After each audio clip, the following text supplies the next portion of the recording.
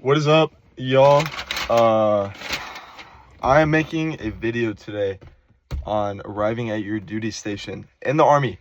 I've made a video about arriving at basic training, then AIT, and now I'm doing it at arriving at your first duty station. I've been here at my first duty station in the Army for about 6 months now. I've been in the military for about a year. I actually enlisted 1 year ago today. But yeah, I'm stationed in Alaska. I'm from Texas. Cold, definitely really cold here. I love it though. It's beautiful. Northern Lights, super cool. But yeah, I just want to basically go over and describe the transition between AIT, or I can't really speak about OSUT because I didn't go. I'm a 91 Bravo, so I went to AIT in Fort Lee, Virginia. And basically, whenever I was there, I guess I'm gonna just jump right into it and explain the process on how I transferred. But yeah, I mean, I was there for probably 8 weeks. It's a 15-week long course, so I was there for a good while. But around week 8 or week 9 is whenever I found out I got my orders. I found out I was coming here to Alaska. Whenever I got my orders, they had a number on there. I had a sponsor. So basically, it was one of my sergeants who was already stationed up here. I didn't know her at the time at all, but her number was listed on there. I got it. I was able to call her, text her, ask her questions and stuff like that, which is super cool. So don't go into AIT thinking, well, here, let me say this first. Some people, whenever they found out their duty station, at least in my platoon, whenever I went through AIT, they didn't get a sponsor or anything like that. They just kind of had to just full send it, I guess, whenever they got to their duty station. They're doing good now, but yeah, so not everyone does get it. I think I would say like 90% of people do get a sponsor, but it's really cool. It's really cool. At least for me, I had a ton of questions about, arriving at my first duty station. I've never done it before. So I was asking, like, what's the unit like? What do we do? What does a normal week look like? Some really good questions to ask, or when are we getting deployed, that you might know of. How often do we go to the field? What does PT look like? Those are very important questions to ask. At least I did. But yeah, you can find all that stuff. You can find out all that stuff because you got someone already stationed there, your duty station, to help you out. Also, another thing too, whenever I graduated AIT and I flew to Alaska from Virginia, my sponsor was able to pick me up from the airport, drive me here, get me all situated. And yeah, definitely helped a lot.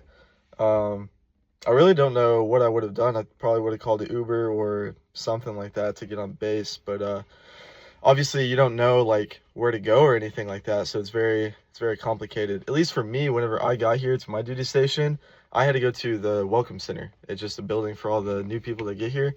You do a bunch of in-processing, obviously the same way you would anytime you transition anywhere in the Army, whether it's from basic AIT duty station or to your next duty station, you're always going to go through in-processing, no matter what you do.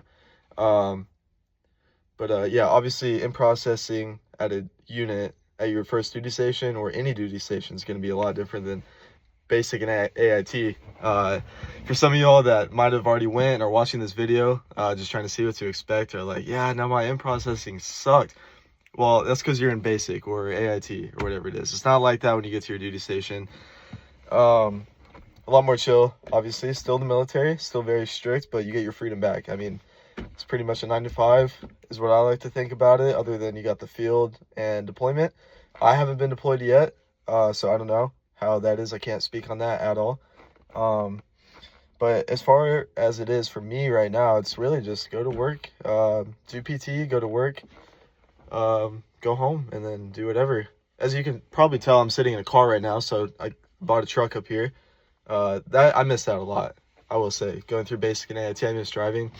That was one of the best things I got whenever I got up here. I was really excited about that. But I mean, that's pretty much it. I mean, there's not really a lot to get into. I mean, something I like to think about, as soon as you get out of what's the word for it? TRADOC.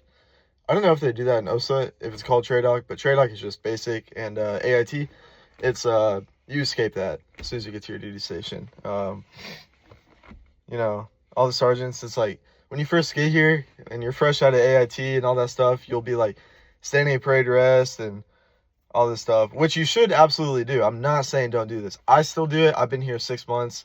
Everyone still does it. It's a normal thing. But you know, everyone's laid back. All the NCOs, all the officers, whatever. Super cool. You know, just right place, right time, right uniform. Do your job. Be motivated. Do good at PT. You can go anywhere you want in your Army career. But yeah, a lot of people, I feel like a lot of people who would watch this video are people in AIT, just because they want to figure out what it's like to get to their duty station. When I was in AIT, that's all I did. I searched up a ton of YouTube videos. I was like, I gotta know what it's like. You know, I have family members that were in the military, and they would tell me all the time, like, yeah, you know, you get out of that, and then, I mean, you're done. You're good. You get to the easy part.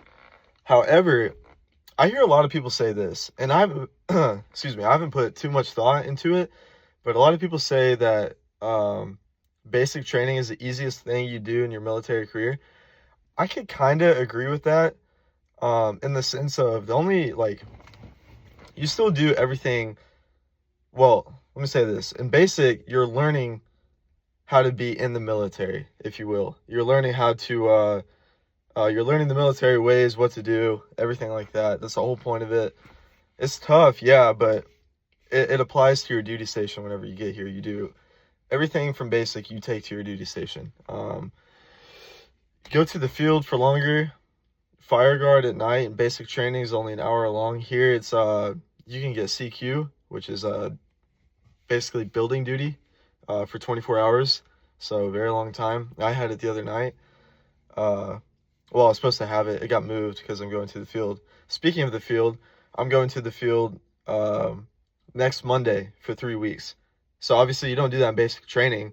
You're not going to the field for 3 weeks. You go to the forge, it's like a week, but it ain't 3 weeks long like what I'm about to do. So I can see why people would say, you know, basic is the easiest thing you'll do in your military career. Because, I mean, it is. But you just don't get yelled at like that. Well, you do get yelled at. You don't get screamed at by, you don't have drill sergeants at your duty station. That's the best part. I feel like, you know, that's pretty much it. I keep saying that, like, oh yeah, that's pretty much it, and I keep talking, but I really just don't want to miss anything. Every time I record one of these videos, like, people comment a bunch of stuff, and I'm like, oh shoot, I forgot to mention that. But to try and clarify it and put it in simple terms, I mean, really, it's like you go through the hard part, go through basic, go through AIT, or if you're infantry, go to OSUT, one station unit training, and then you get to your duty station.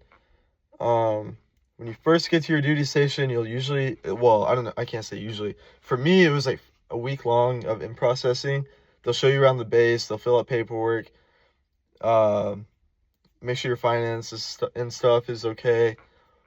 All of that before you start going to work. Just basic in processing things. But other than that, I mean, that's pretty much it. There's not really a whole lot to get into. It's just you know, you're finally taking your MOS and you're applying it, you're doing it in your duty station, and that's pretty much it. Comment down below if y'all got any questions. I'm sure I missed a ton of stuff. Let me know if y'all have any questions. I'll try and get back to them as soon as I can. But yeah, for right now, that's pretty much it. But oh shoot. But yeah, I'll see y'all next time.